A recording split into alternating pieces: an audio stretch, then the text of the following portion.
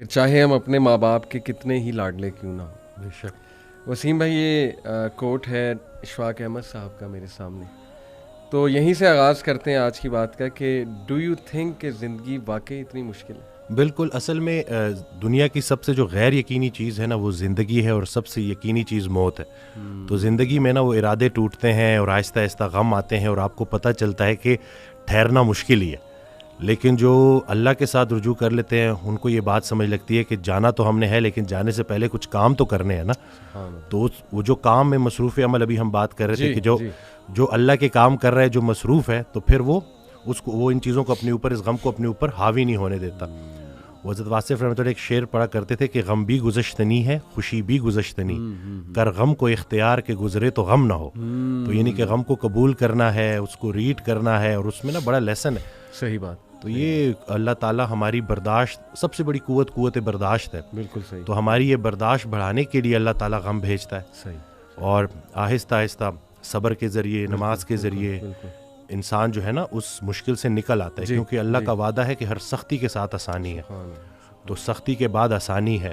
اور اکثر لوگ جو نا امید ہو جاتے ہیں نا, تو اللہ کی رحمت سے نا امید ہونا اصل میں اپنے مستقبل سے نا امید ہونا ہے. تو جب آپ اللہ سے پر امید رہتے ہو, ہوپ فل رہتے ہو, تو پھر وہ دن خیر سے گزر جاتے ہیں. کیا بات. وسیم بھائی اگر ہم دنیا پہ نظر دوڑائیں, ایسے غم ہیں نا, یعنی لوگوں کی جب سٹوریز سنتے ہیں اور اوور آل ورلڈ میں دیکھ لیں آپ, اور جو ہسٹری میں پاسٹ میں ہوا ہے, مطلب ایسے غم آپ کو نظر آئیں گے نا کہ انسان رو پڑتا ہے کہ یار واقعی دنیا میں بڑا غم ہے. لیکن اگر ہم یہیں پہ رک جائیں نا کہ بس دنیا میں بڑا غم ہے, زندگی بہت مشکل ہے, تو پھر تو ہوپ لیسنس ہے, پھر تو جو ہے نا وہ ایک ڈارکنیس ہے, ایک اندھیرا ہے. دیٹس وائی آئی سے ٹو پیپل کہ دیکھو جو ایتھیزم ہے وہ یہیں پہ رک جاتا ہے. بالکل. وہ کہتا ہے کہ بس we are all here and we are doomed, اور بس ٹھیک ہے, سفرنگ بھی ہے, کیوس بھی ہے, ڈارکنیس بھی ہے, اب کیا کر سکتے ہیں. بٹ جب تک اسلام ہمارے پاس ہے نا وسیم بھائی, دیکھیں اللہ سبحانہ و تعالیٰ نے پہلے ہی ہمیں بتا دیا, جیسے آپ نے کہا نا ایکسیپٹنس. بالکل. اللہ نے ہمیں ایکسیپٹنس دلائی ہے کہ دیکھو اس کو ایکسیپٹ کرو کہ یہ دنیا ایک مشکل کی جگہ ہوگی, یہاں تمہیں مشقت کرنی ہوگی, اسٹرگل کرنی ہوگی. وی ول ٹیسٹ یو, ہم دیکھیں گے تم میں سے کون ایمان والا ہے. کبھی بھوک سے, کبھی خوف سے, کبھی خوف کا انفیکٹ ذکر ہے کہ خوف سے ٹیسٹ کریں گے. آئی تھنک انگزائٹی میں خوف کا ایلیمنٹ کافی جو ہے وہ حاوی ہوتا ہے. پھر لاس آف لائف سے تمہیں ٹیسٹ کریں گے, لاس آف فروٹ سے تمہیں ٹیسٹ کریں گے, لیکن وبشر الصابرین.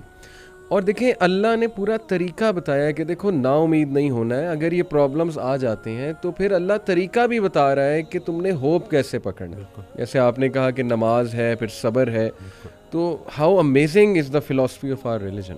بالکل سبحان اللہ. اور جو ایتھیسٹ جو نہ ماننے والا ہے, وہ میں اس کو یہی بولوں گا کہ وہ بیچارہ اللہ کی نعمتیں بھی استعمال کرتا ہے اور اللہ کو مانتا بھی نہیں ہے. سبحان اللہ. ٹھیک ہے نا. تو تحقیق جو ہے نا وہ آپ کو بعد میں وہاں پہ پہنچائے گی جہاں تسلیم پہنچائے گی آپ کو پہلے.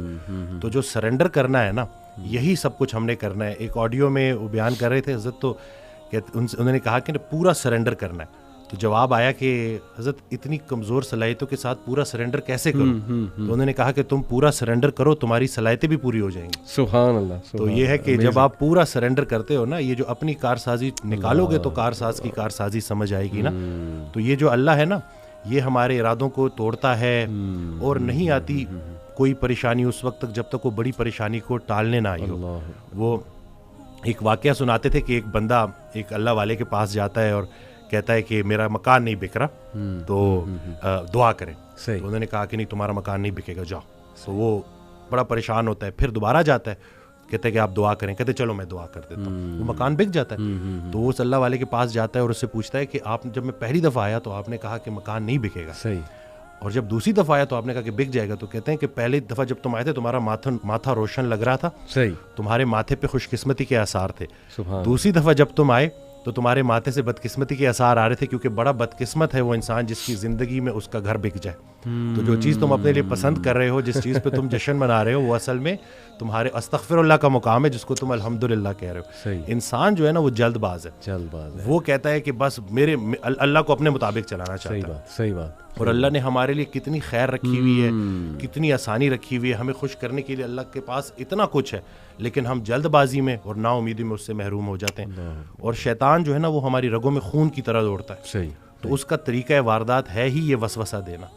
وسوسہ جو ہے نا وہ ایمان کی نفی ہے, اور یقین جو ہے نا وہ وسوسے کو نفی کرتا ہے. کیا بات. تو ہم نے یقین کو پختہ کرنا ہے. یقین نور ہے, شک اندھیرا ہے. تو اسی طرح سے یہ وسوسے کے اوپر سوال کیا گیا تو حضرت کہتے ہیں کہ میرا اللہ پہ یقین بے گماں ہے جو علم بن گیا. تم بھی وہ یقین پیدا کر لو, تمہیں بھی علم مل جائے گا. زبردست. تو یہ جو شک ہے نا, وسوسہ, یہ آج کل بڑا کامن ہے کہ یہ لوگ اسی وجہ سے نا اندھیروں میں ہیں. جی جی, تو شک کی وجہ سے. بالکل. اچھا, یہ آپ نے جو بات کی نا کہ انسان جلد باز ہے, اس پہ مجھے قرآن کی ایک آیت بھی یاد ہے. اللہ سبحانہ و تعالیٰ نے انسان کی نیچر بتائی ہے. سورہ معارج میں اللہ سبحانہ تعالیٰ کہتے ہیں کہ بے شک ہم نے انسان کو نگرڈلی اور اینکشیس پیدا کیا. جلد باز ہے. جب خیر آتی ہے تو آپے سے باہر ہو جاتا ہے, اور جب کوئی ڈیفیکلٹی آتی ہے تب پینک ہو جاتا ہے. الا المصلین ایکسیپٹ دوز ہو آفر صلاۃ. یعنی اللہ نے سلوشن بھی ساتھ بتا دیا کہ نہیں, نماز تمہاری ان چیزوں کو چیک کرے گی. سجدہ کرو اللہ کے آگے, اور وہی آپ کی والی بات ہے کہ یقین. اور میں تو سمجھتا ہوں وسیم بھائی کہ ہماری زندگی میں جتنے بھی مسائل آتے ہیں نا, وہ اللہ کی ذات پہ یقین دلانے کے لیے تو آتے ہیں کہ دیکھیں ہمارے ہاتھ میں تو ہے ہی کچھ نہیں. انسان پہ کبھی کبھی ایسا کوئی پرابلم آ جاتا ہے اس نے ایکسپیکٹ بھی نہیں کیا ہوتا. دس از ویئر, جیسے حضرت علی صلی اللہ عنہ نے کہا تھا نا کہ میں نے تو اپنے ارادوں کے ٹوٹنے سے اپنے رب کو پہچانا. تو اگر یہ چیزیں ہوتی نا وسیم بھائی, تو کیسے ہم اللہ سبحانہ و تعالیٰ کو پہچانتے, اللہ کی پاور کا ہمیں کیسے احساس ہوتا. بالکل. اشفاق احمد صاحب کی بات سے آپ نے سٹارٹ کیا تھا تو مجھے ایک واقعہ یاد آ گیا کہ ایک شخص ان کے پاس گیا اور کہا کہ اشفاق صاحب کوئی زندگی آسان کرنے کی ٹپ دے دیں. تو انہوں نے کہا میں تمہیں موت آسان کرنے کی ٹپ نہ دوں. تو کہتے ہیں چلے وہی دے دیں. کہتے ہیں اگر تم اپنی موت آسان کرنا چاہتے ہو تو جاؤ کسی کی زندگی آسان کر دو. اللہ. تو جو اللہ کا کام کرنے والے ہوتے ہیں وہ گلہ نہیں کرتے, وہ شکر کرتے ہیں اور لوگوں کے کام آتے ہیں. وہ سارے کام جو ہے نا وہ اللہ پہ نہیں ڈالنے, اللہ کے بہت سارے کام ہیں جو ہم نے کرنے ہیں. اور دوسرا یہ کہ خواہشات, یہ جو دنیاوی خواہشات ہیں, یہ جو فانی چیزوں کی محبت ہے, آپ کو جیتے جی فانی کر دیتی ہیں. اور یہ جتنا کچھ بھی ہے نا, وہ ایک شعر ہے کہ تیرے سوا کروں پسند کیا تیری کائنات میں, دونوں جہاں کی نعمتیں قیمت بندگی نہیں. تو اللہ